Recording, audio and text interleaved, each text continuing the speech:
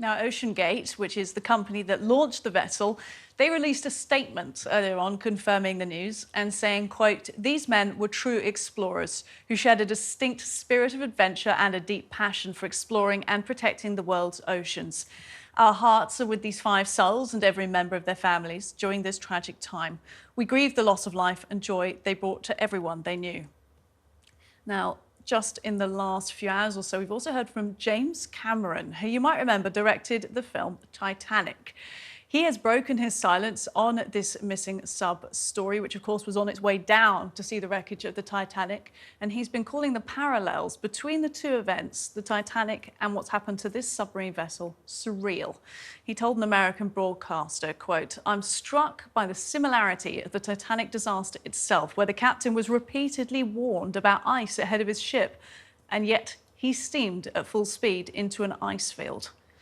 Well, to pick up off the back of that, joining me now, David Scott Bedard, chairman of the British Titanic Society. David, I hope you're able to hear that just now as you've seen these comments from James Cameron. What do you make of that outspoken point of view on this issue? Yeah, good evening, Rosanna. Yes, it's actually nice to hear from Jim Cameron about this, and he's right that there are sadly dreadful similarities. I understand that the CEO of OceanGate, who was sadly lost as well, his wife Wendy is the great-great-granddaughter of Isidore and Ida Strauss, who were the owners of Macy's department store. And of course, they were lost on Titanic. The submarine, the submersible named Titan, in 1898, there was a book written by Morgan Robertson, a fictional story about a ship called Titan that hit an iceberg whilst crossing the Atlantic on its maiden voyage, and lots of rich and famous people on board, and thousands of people that again were lost. So there are awful similarities with the story.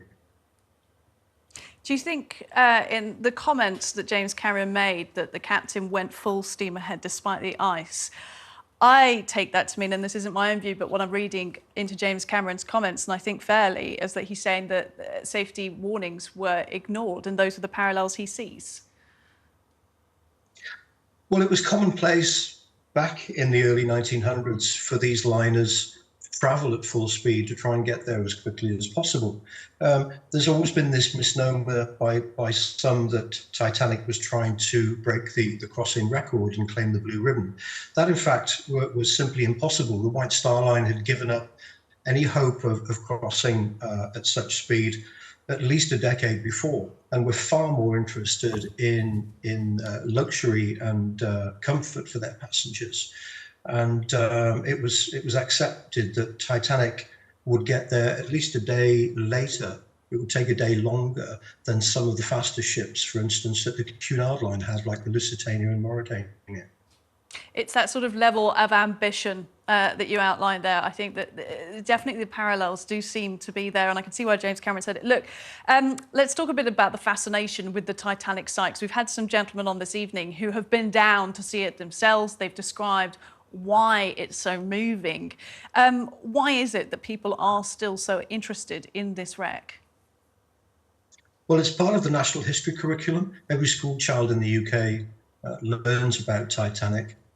And a lot of the fascination starts from there. At the British Titanic Society, we get literally hundreds of inquiries every year from school children who want help with their assignments, and it does spark an interest.